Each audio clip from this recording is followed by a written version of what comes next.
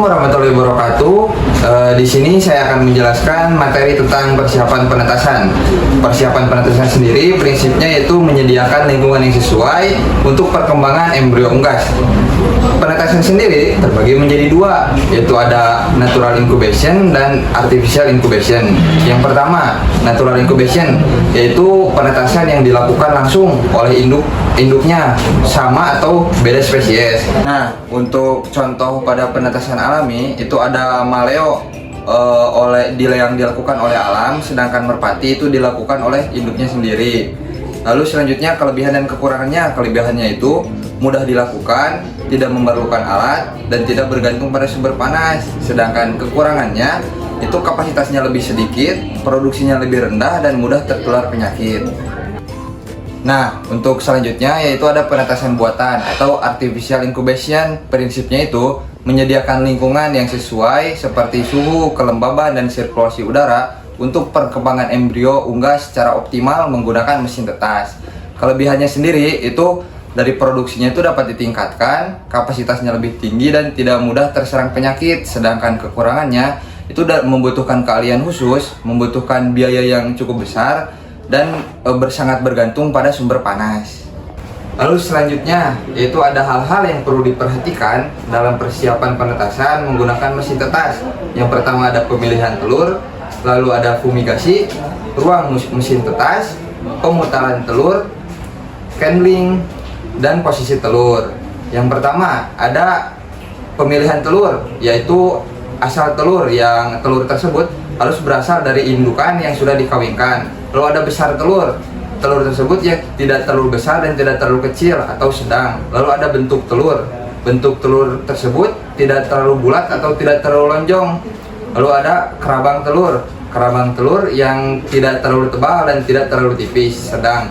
Lalu ada kualitas interior tersebut tidak terdapat nit atau blood spot. Lalu yang kedua ada fumigasi. Fumigasi itu merupakan kegiatan untuk pembasmian mikroba atau mikroorganisme pada kerabang telur, ruang penyimpanan, dan ruang mesin tetas. Fumigasi sendiri biasanya menggunakan larutan KMN04 dan larutan formalin. Terus yang ketiga yaitu ada ruang mesin tetas. Yang perlu diperhatikan yaitu suhu yang digunakan yaitu 100 sampai 103 derajat Fahrenheit atau 38 sampai 40 derajat Celcius. Lalu ada kelembaban yaitu berkisar 60 sampai 70%. Lalu ada sirkulasi udara yang harus terus diperhatikan di setiap minggu. Yang nomor 4 ada posisi telur. Posisi telur sendiri itu menggunakan kemiringan 30 sampai 45 derajat dengan posisi bagian tumpul telur itu ada di atas. Lalu yang kelima yaitu pemutaran telur. Pada mesin tetas manual itu pemutaran telur dilakukan 3 kali sehari. Sedangkan pada mesin tetas otomatis itu dilakukan setiap 1 jam sekali. Nah, untuk pemutaran telur pada telur puyuh itu dilakukan pada hari ke-4 sampai ke-15. Sedangkan pada telur ayam itu dilakukan pada hari ke-4 sampai ke-19. Lalu yang terakhir yaitu ada candling. Candling dilakukan pada hari ke-7 untuk mengetahui telur yang infertil atau fertil. Lalu pada hari ke-14 dilakukan untuk mengetahui embrio masih hidup atau sudah mati. Lalu selanjutnya di sini akan ada perhitungan fumigasi. Nah, di sini kita menggunakan beberapa perbandingan. Seperti yang pertama itu kita akan menghitung volume mesin tetas. Nah, volume dengan luas 2,83 meter kubik ini memerlukan 20 gram KMN04 dan 40 mili formalin. Nah, bila kita mau menggunakan mesin tetas dengan ukuran yang berbeda, kita bisa membuat perbandingan dengan menghitung volume mesin tetas, yaitu dengan V sama dengan 60 cm dikali 40 cm dan dikali 30 cm. Hasilnya akan ketemu 0,072 meter kubik. Ini untuk mesin tetas yang berbeda. Nah, untuk selanjutnya yaitu ada dosis formalin.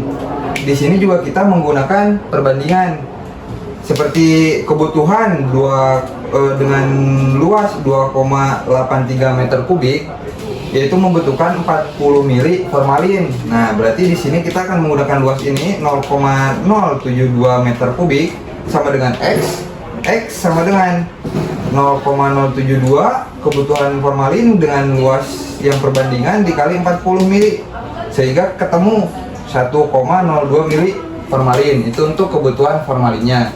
Untuk selanjutnya ada dosis KMNO04, yaitu kita juga di sini membuat perbandingan dari perhitungan yang di atas, yaitu ada 2,83 meter kubik sama dengan 20 gram KMN04. Nah, dengan luas 0,072 meter kubik yang tadi sudah kita hitung sama dengan X, kita bandingkan luas yang ini dibagi dengan pembanding yang awal dikali 20 gram kebutuhan KMN04, di akhirnya ketemu 0,519 KMN04. Sekian.